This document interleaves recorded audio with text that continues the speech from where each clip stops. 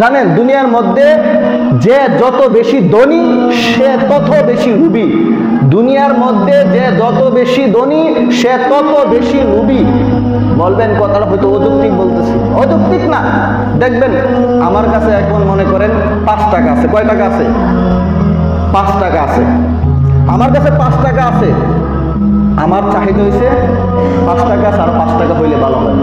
5 টাকা আছে আর 5 টাকা হইলে ভালো হয়। আমার ধারণা থাকে আরো 5 টাকার প্রতি, আকর্ষণ থাকে আরো 5 টাকার প্রতি।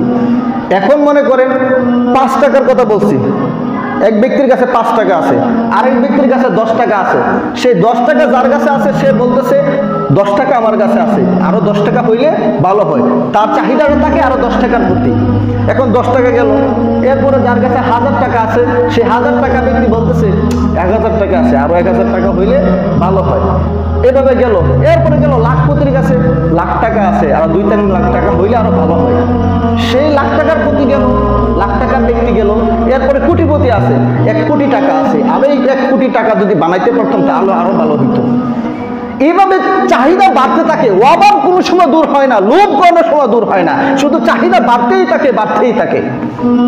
তো এই জন্য বলছি এই দুনিয়াতে যে যত বেশি ধনী সে তত বেশি লোভী। আর